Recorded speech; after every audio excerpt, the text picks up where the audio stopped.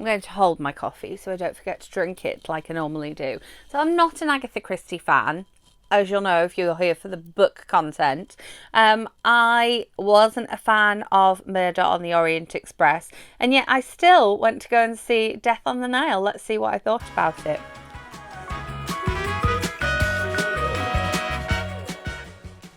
Welcome back, or if you are new here, welcome. My name is Katrina and I make bookish content here on this channel every week, and then movie reviews here at the weekend. In the description box below you will find all of my social links, including my blog and my Goodreads, where I try and keep up with reviews of the things that I have read. I'm saying all this, I'm like, January was a really bad month, didn't keep up with those reviews, didn't manage to post every week, but I did manage to post you a movie review every week. So playlist of movie reviews linked up above. They are always spoiler free, as is this one, although this one is a book and has been a movie before, so if you haven't already been spoiled, I don't know. I was not spoiled going into this. I had no idea what was going to happen. I'm on a bit of a Kenneth Branagh binge at the minute. I went and saw Belfast and absolutely loved that. If you haven't seen that review, I'll link it up above in the end screen, or it'll be in that playlist that I just linked as well. So yeah, I went to go and see this one. I'm having a really good movie week this week. I've seen some excellent films at the cinema and a couple of good films at home as well. So I was really hoping not to break the streak, but either way, whether I liked it or I didn't like it, I wanted to go and see it and share my opinions with you. So obviously Kenneth Branagh is reprising his role as Hercule Poirot, and this one has some other people in it as well that I didn't know was going to be in it. I knew that Gal Gadot was in this one, and that's about all that I knew. I literally don't think I've seen many trailers for this one at all. Maybe it's the type of films I go and see, but I basically knew nothing about it going into it, other than it's the follow-up to Murder on the Orient Express, and it's an Agatha Christie book. It's Poirot. It's, you know, the next in the series. And I enjoyed this so much more than Murder on the Orient Express. As someone that is not a fan of reading murder mystery or generally watching murder mystery type of films, this film kept me sort of engrossed and entertained the whole time. It's 2 hours 7 minutes, which, you know my opinion on films over 2 hours. Generally I just tire of too many of them. And there have been so many of them. But this is the only one, apart from one of the ones I watched at home this week, this is the only one that's actually been over 2 hours. So that's not too bad.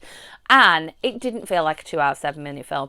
I was engrossed in what was going on. And it had a really good balance of kind of like plot, murder mystery elements, scenes of Egypt, Death on the Nile, and humour. I did not expect there to be humour in this.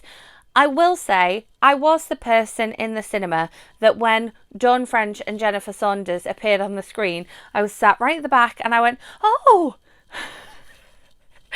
And the rest of the cinema was all very quiet, because this was, you know, it's British. It's not like I'm watching this in America. And they came on and I was like, oh! I was excited to see them. So if you're a fan of Dawn French and or Jennifer Saunders, one or the other or both as I am, then you will be pleased to know that they feature heavily in this film. Someone else that I was also, well, two other people I was kind of also surprised to see in this film. Loved the casting. Loved the casting. You know, this doctor appears on screen and we're like, okay, you know, he's ex-lover of Gal Gadot, how's he going to fit in? I was like, he looks familiar, who is that? And it wasn't until I saw him face on, I was like, oh my goodness, it's Russell Brand. It's Russell Brand looking all like suave and clean shaven and sort of very posh, and a posh doctor, and he's in this Agatha Christie adaptation film, like starring and directed by Kenneth Branagh. That was something I was not expecting. But yeah, it really worked. I was kind of waiting for him to have a comedy moment, as you were with kind of Dawn French and Jennifer Saunders, because they are more known for being comedy actors. But whilst Dawn French and Jennifer Saunders definitely had a couple of punchlines, a couple of funny moments, and I loved both of their characters, yeah, Russell Brand was just straight and serious, and it was surprising. Not that, you know, I'm making a judgment on him based on his past, but I have read his books, and, you know, we weren't sort of ready for that, I don't think. And then we have some other sort of star actors in there. And then there's Armie Hammer. Now, I'm assuming that this was filmed quite a while ago, because I was pretty sure that Armie Hammer was fully cancelled now. And I'm sure he was recast in something, or they cut bits out of something that he was in. I can understand why they wouldn't be able to do that with this film. I was like, wait, what's he doing here now? What? But he didn't spoil the film. The fact that I was like, wait, we don't like him. What's he doing? What's he doing there? He was fine. We're not going to comment on him and his character, but he does play one of the major characters in the film, so it wouldn't have worked with him being just cut out altogether. And yeah, the obviously the scenery in Egypt and on the Nile was fairly spectacular, but most of it does take place on this boat, and so we have this like luxury paddle steamer going along the River Nile, which is always nicely aspirational. The cabins looked really interesting because they all seem to like face outwards, so I thought that was quite interesting. And then obviously lots of champagne, lots of luxury, with a sort of trickle little spattering of blood and espionage and gun crime in there. There was a moment where I did fall asleep briefly, but thankfully the film very helpfully then shot someone at that moment, and so that woke me up, and I was then awake for the rest of the film. It's been a long week, you know. It's we're still in the spring term. So I was really pleasantly surprised with how much I liked this one.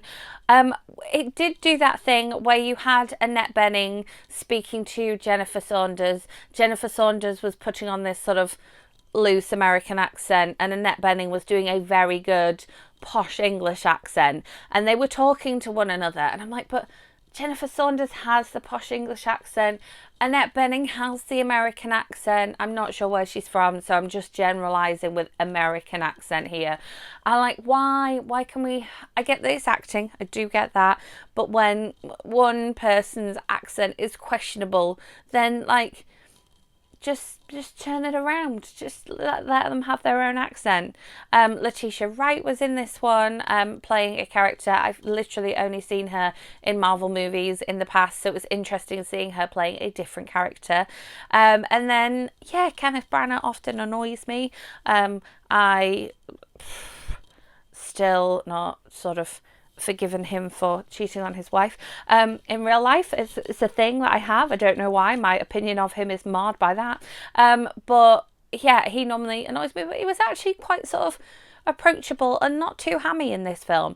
And so, yeah, his films recently have definitely been hits. So it was great to see it on the big screen. Should you pay your cinema going money to go and see this one?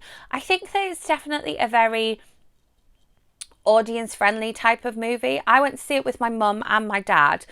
My dad has very specific requirements for actually going to the cinema, and mum doesn't always like the same kind of films that I like as well. And so for it to fit all three of us, and for all three of us to come out of it going, that was entertaining, that was good, that was funny, I enjoyed it, would watch it again, that says something major. So in terms of, you know, paying your cinema going money to go and see it, if you're going with a group of people who have quite different tastes or are sort of quite difficult to please when it comes to a cinema outing, if you're looking for something to go and see this spring with the family, then I would recommend it. I also think that obviously the sort of ambient sound, because it's a murder mystery, benefits from being on as good a sound system as possible. And also those shots of Egypt definitely make it elevated in the cinema. Is it my favourite film that I've seen this week? No. That would go to a different Kenneth Branagh film. But yeah, I mean, if you're looking for something that's going to kind of fit all audiences, yes, you should pay your cinema going money to go and see this. If you think it's something that only you will enjoy, wait and watch it when it comes to streaming. There's my caveat for should you go and see this film in the cinemas or not. As always, if there is a particular film that you would like to hear my thoughts on, then do let me know in the comments. There are a couple of book to movie adaptations coming out and about in the first half of 2022. So if there is a book to movie adaptation you would like to hear my thoughts on, then again, let me know in comments. I haven't made a book to movie for a little while now, and I need to do it. So yeah, that's happening soon. I'm working on one right now, but I might have another one coming up. So let me know if there's any of those. As always, if you enjoyed this video, do give it a thumbs up. Make sure you are subscribed so that next week's movie review video lands in your subscription feed, and hit that notification bell to be notified when I post bookish content this week. I do have bookish content coming your way this week, so hit that bell so you do not miss out. And yes, I will see you either in the week with the bookish content or next weekend for another movie review video. Thanks for watching.